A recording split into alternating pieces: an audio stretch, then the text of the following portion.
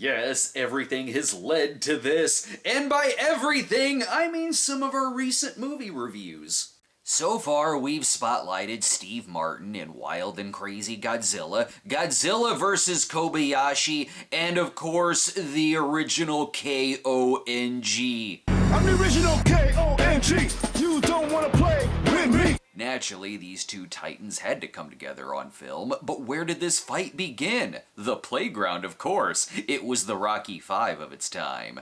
Actually, the origin of a King Kong vs. Godzilla film traces all the way back to King Kong's stop-motion animator Willis O'Brien, who himself created a story outline for a King Kong meets Frankenstein. Jesse James was already hard at work taking on the daughter. This idea went through a few different names when they were unsure of the rights to the Frankenstein name, so it became King Kong vs. Ginkgo, and then King Kong vs. Prometheus. O'Brien showed his idea to producer John Beck, who promised to find a studio. Many studios weren't interested due to what the high stop-motion costs would be, but Toho, however, was very interested in the idea, as a deal was made between Beck and Toho behind O'Brien's back. This project would replace Frankenstein with Godzilla so that maybe in the future their kids could play together. Not everyone was happy about this idea, especially King Kong co-director Marion C. Cooper, who hated the idea of King Kong being a guy in a gorilla suit. Since he wasn't the sole owner of Kong, his attempt at a lawsuit went nowhere. As for the director of the project, those duties went to Ishiro Honda, who wanted to use the movie as a satire of the television industry. But producer Beck made sure that he could make a version for the States through Universal International. Writers like Paul Mason and Bruce Howard were hired to craft a new screenplay which would recut the film and take out whole scenes, plus new footage with American actors such as Michael Keith as newscaster Eric Carter were inserted into the movie. These American scenes were directed by Tom Montgomery, who also directed episodes of My Mother the Car, and dear God, do I want to see that mashup! Considering the writers also worked on everything from Manimal to the Beatles animated series, the Versus mashup ideas are endless! With the original Japanese version being released in 1962 and the American release in 1963, either promised to be the most colossal conflict the screen has ever known. No offense to Earth vs. the Spider. Plus, the soundtrack will seem familiar too, as Beck was able to reuse the soundtracks from a lot of different films, from Creature from the Black Lagoon, Frankenstein Meets the Wolfman, The Monster That Challenged the World, and more. Whoa, wait a minute, we've already seen the Universal International logo. There are more things in heaven and earth than are dreamt of in your philosophy. Like fun-size Snickers. Our story begins at Six Flags St. Louis as ace reporter Eric Carter takes over for the student news program at the local high school. You know, between how the Earth looks and this newsroom, I think this officially puts Godzilla in the Santa Claus Conquers the Martians universe. But with better reception, of course. Hello, Santiago. This is Eric Carter in New York. Hello, Eric. I don't think that's really in space. So there's icebergs mysteriously breaking away in the Beijing Sea. I hope you're paying attention to this, students. The northern branch skirts Asia and merges with the cold Oyashia Current. If this is going to be on the test, I'd like to remind you that I failed out of college, hence why I'm a smartass on YouTube.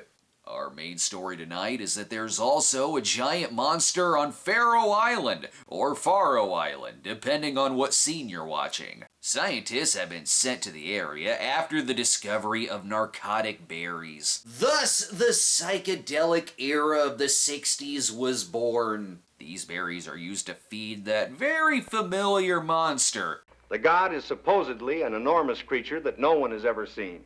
Yes, King Kong, and no one's ever seen him, ever! We now go live to our foreign correspondents on location in another movie in Japan. Here, in the Solomons, and about 62 miles south from there. Enough with the damn maps! Looks like everyone has a giant monster to worry about. A giant monster? He must be putting us on. Why are you laughing? What series do you think you're in? It was only 7 years ago this happened. If Carter is worried about advertising, these guys are worried about TV ratings. Have you seen our latest TV ratings? They're terrible. Well, maybe show more than just reruns of Too Close for Comfort. Luckily, they've gotten a new sponsor, this incredibly strong wire. Hold it. Don't do that. No, don't. Stop. Stop. Oh yeah, okay. Is it too early to want this guy eaten? If this were happening now, this would be someone who would die taking a selfie. Anyways, I'm sure these two tie into the plot somehow. Story about a submarine. Submarine? That's a building! More breaking news, people. I have an on-the-spot interview with a toy in my son's bathtub. Not to mention footage that's already being reused. All as they search for whatever monster is breaking apart the ice. I wonder if this is the American footage. Captain, we're having a Geiger response. Why, that just means it's lunchtime. You fellas like chili?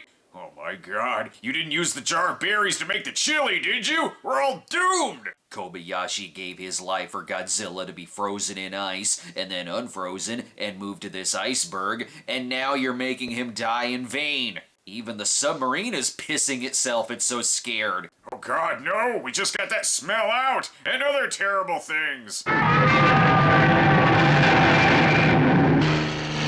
It's okay, the submarine is now turned into a helicopter. Look for the giant P spot, boys, and that's where you'll find the gigantic unfrozen Lloyd. Godzilla!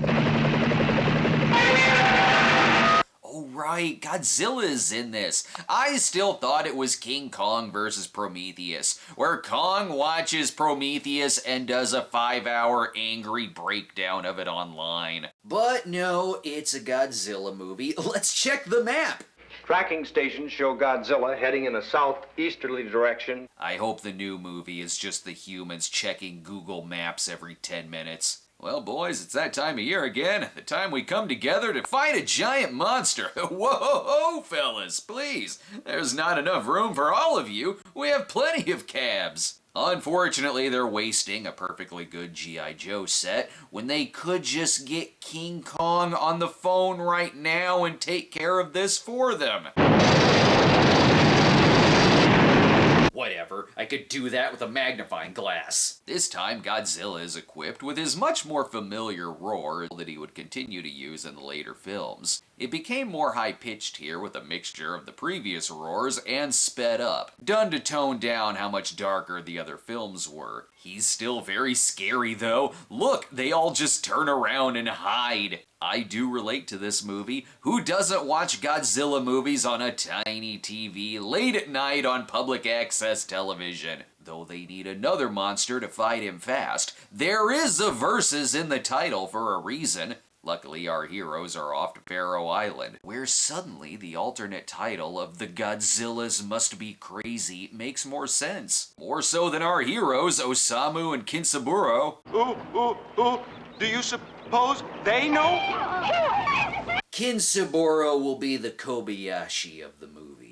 But when they're attacked by the natives, I wouldn't be doing my job as an internet reviewer if I didn't ask, is this cannibal holocaust? What? There might be cannibalism in it. We're here on a goodwill mission. Got it? I'm not here to become their dinner. Relax, you'll be safe. All you have to do is cancel them. Clearly these actors have been painted up in pharaoh face. It doesn't take long to get on their good side. They offer the chief a speak and spell, and if you like, you can also eat it or dance. Ah, yes, but can it also play John Fred and his Playboy band? And Osamu and Kinsaburo are here to make them all look super cool. Cigarettes! Inhale. Inhale. They've been here for 5 minutes and already gotten them hooked on cigarettes. Tomorrow we'll introduce them to wild turkey. And smoking is for everyone! Setting up for the unproduced film Godzilla vs. Joe Camel. See, it's working. After a dinner of moonshine and crystal meth, the natives are drunk as shit and are worshipping the god of excellent cinematography. If you're lost, well, that's what we have the promos for. Do you think it's safe to ask them? Barbara, you know Perry Mason would never ask a witness a question unless he knew the answer beforehand. All right, go ahead, Mr. Burr. Will you be with us for the next Perry Mason show? Right here, Saturday. Now that we're back, this is the point in the review where I also have to ask, is this Temple of Doom? Before we cut to another location. Clearly, we're now in the Ozarks. Again, I want to thank the movie for explaining it to me in news clippings, just what is going on. Why don't you go to Hokkaido? Do not go to Hokkaido. So the news can see right into our homes? What the hell, 60s? This is the interview that's gonna come in handy for all the kids who grew up watching the Peter Graves look-alike Storytime Hour. I tend to classify him as a prehistoric species of dinosaur. Meanwhile, back in the other footage, comic relief! Hey! Wait for me! Where are you? I think this doofus has been secretly placed with the group to make a lot of noise and to get them all killed for no reason. Even God is pissed at his antics. Got me! It's only a lizard. Well, if that freaks him out, he's gonna love Godzilla. But we've got other things to worry about other than monsters, such as Kinsaburo's feet.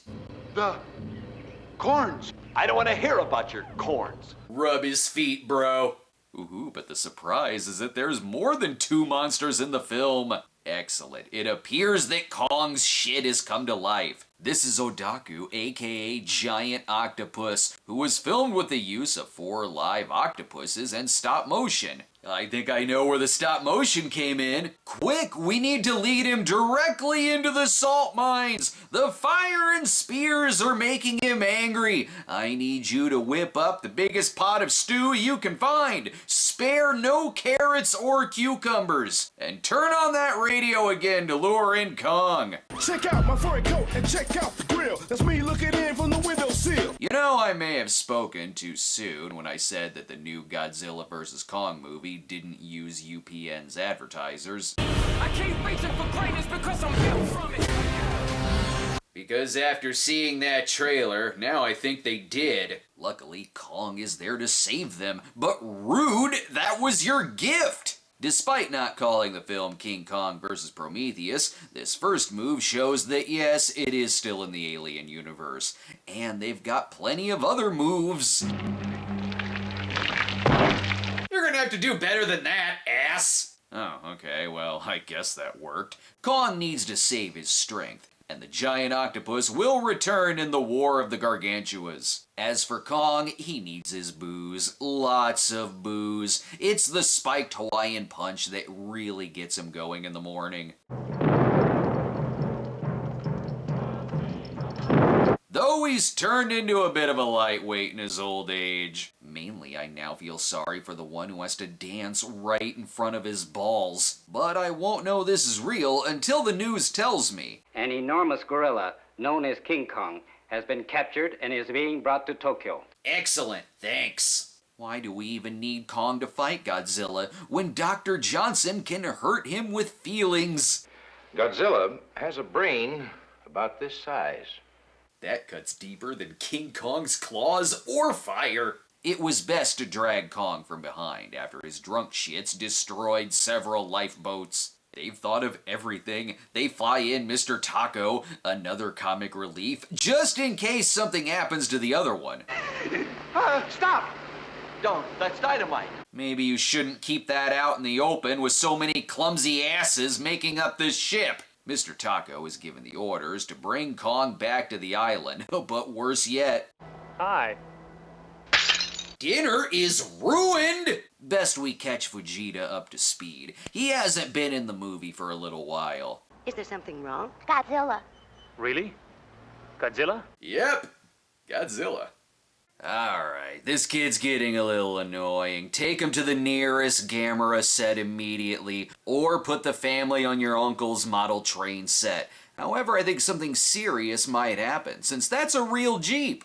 Keep me posted, news! Godzilla has risen from the sea.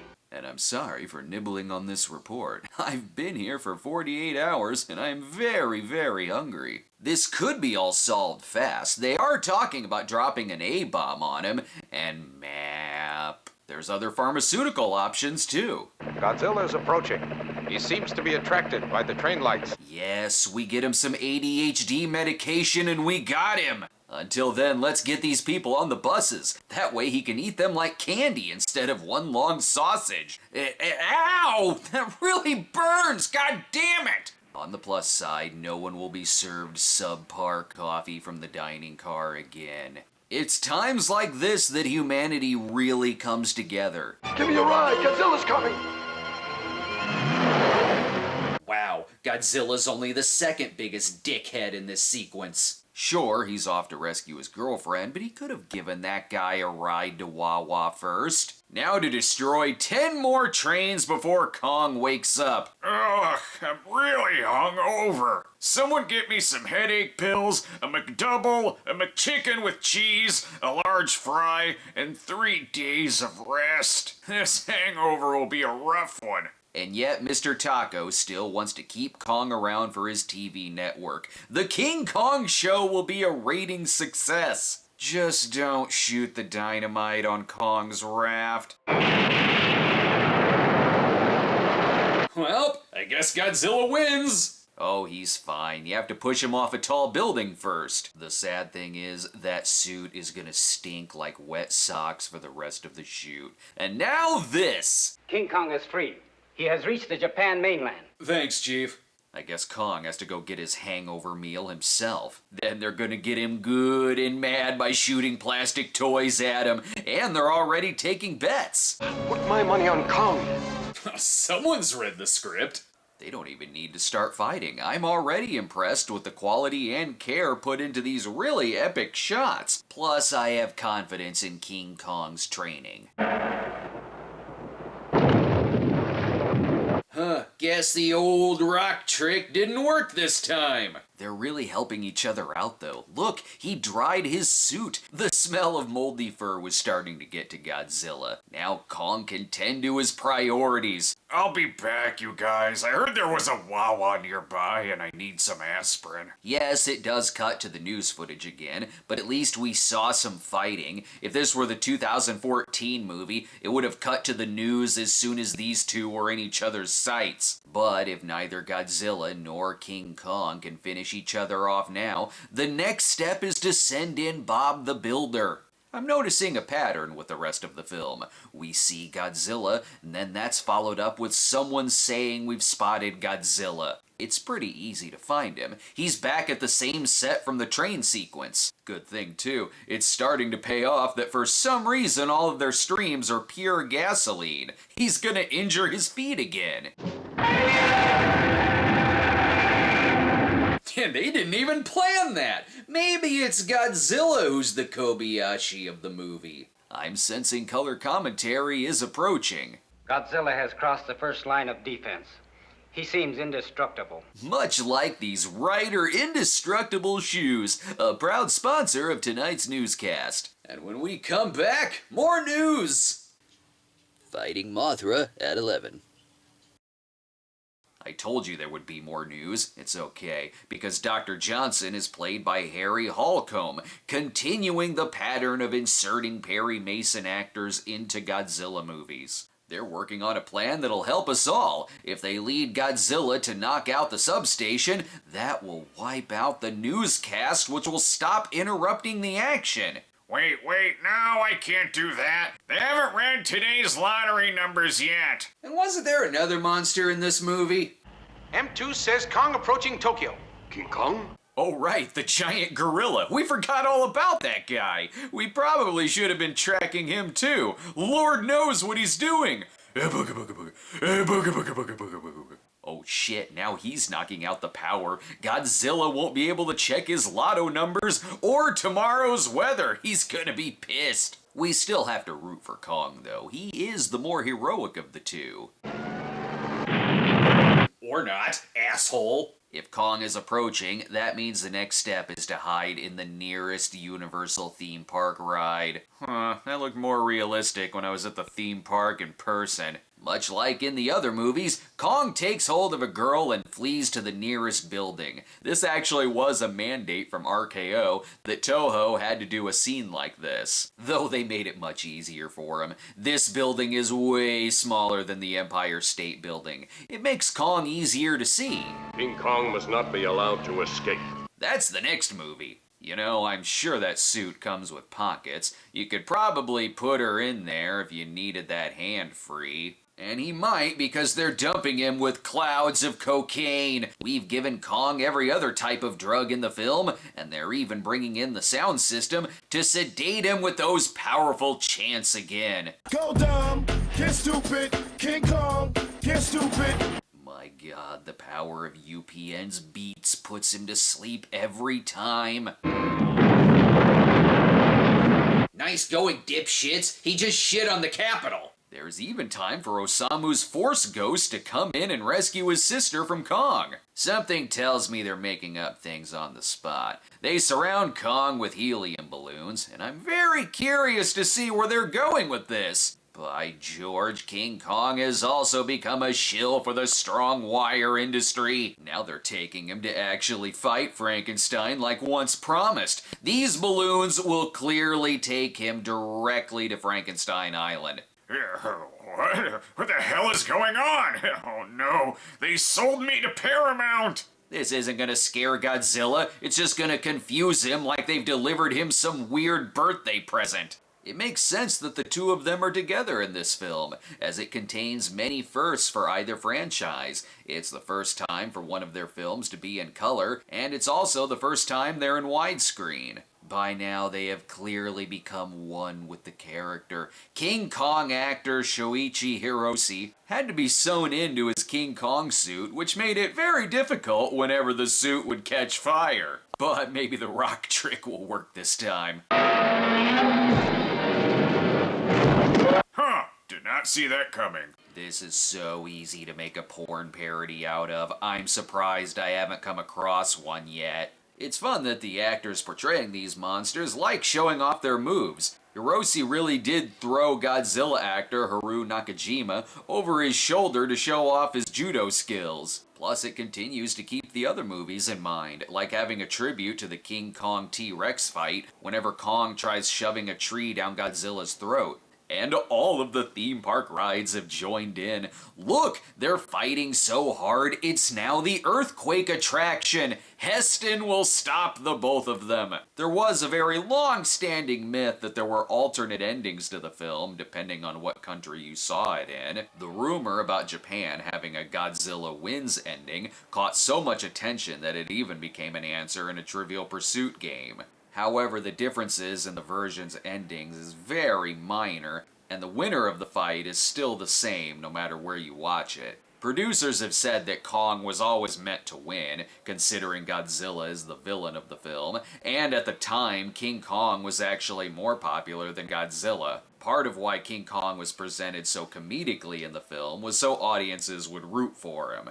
Some consider it a draw since you don't really see Godzilla's body at the end, but it's pretty clear that in this fight, one of them does walk away the winner.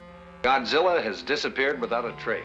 It's been 5 seconds. I'm sure he's around somewhere. He might just be on the ocean floor with a sprained ankle. Plus, it doesn't matter if you were rooting for King Kong or Godzilla, since they'll both be back. King Kong vs. Godzilla gave the studio exactly what they wanted, a surefire hit. Even though reviews of the film weren't that great, it was the highest attended Godzilla film. The success of this film led Toho to have enough confidence to make more Godzilla films, and while the film's more lighthearted tone may have disappointed the movie's director, it clearly didn't send audiences away due to it not being nearly as dark as the previous films. Truly, this was the Batman Forever of its time. Toho continued to ride this high as 1 year later we got the matchup of Godzilla vs. Mothra, and even King Kong returned in the 1967 film King Kong Escapes. But who will win in the new version that comes to theaters this weekend? I don't know. I haven't seen the movie yet. So I'm just gonna say Megalon. No more!